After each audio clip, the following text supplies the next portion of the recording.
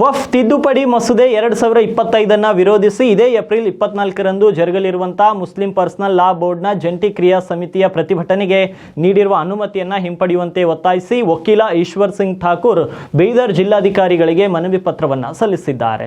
Muslim personal law ಬೋರ್ಡ್ನ ಜಂಟಿ ಕ್ರಿಯಾ ಸಮಿತಿಯು ಏಪ್ರಿಲ್ 24ರಂದು ಬೀದರ್ ನಗರದಲ್ಲಿ ವಫ್ ಮಸೂದೆ ತಿದ್ದುಪಡಿಯನ್ನು ವಿರೋಧಿಸಿ ಪ್ರತಿಭಟನೆಯನ್ನು ಹಮ್ಮಿಕೊಂಡಿದ್ದು, ಇಂತಹ ಪ್ರತಿಭಟನೆಗಳು ಇತ್ತೀಚೆಗೆ ದೇಶದ ಇತರ ಭಾಗಗಳಲ್ಲಿ ಗಲಭೆ, ಹಿಂಸಾಚಾರ ಹಾಗೂ ಸಾರ್ವಜನಿಕ ಮತ್ತು ಖಾಸಗಿ ಆಸ್ತಿ ನಾಶಗಳನ್ನು ಉಂಟು ಮಾಡಿವೆ.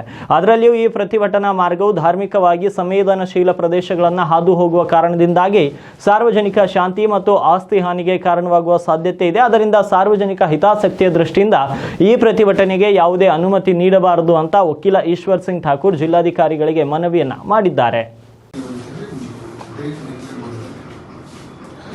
ನಮ್ಮದು ಸಂವಿಧಾನದ ಅಡಿಯಲ್ಲಿ ಮನವಿ ಕೊಡಲಿಕ್ಕೆ ಆದ್ಯತೆ ಇಲ್ಲ.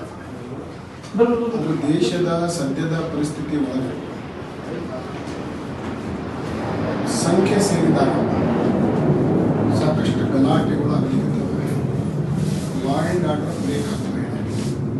ಉದಾಹರಣೆಗೆ ಪಶ್ಚಿಮ ಬಂಗಾಳದ ಮುರ್ಷಿದಾಬಾದ್ ಜಿಲ್ಲೆ ಜೀವಂತವಾದಂಥ ಉದಾಹರಣೆ.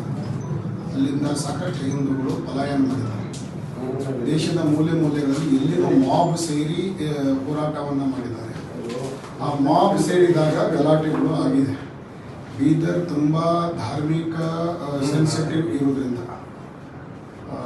78ರಲ್ಲಿಯೂ ಗಲಾಟೆ ಆಗಿತ್ತು, 92ರಲ್ಲಿಯೂ ಗಲಾಟೆ ಆಗಿತ್ತು, ಜನ ಪ್ರಾಣ ಕಳ್ಕೊಂಡಿದ್ರು.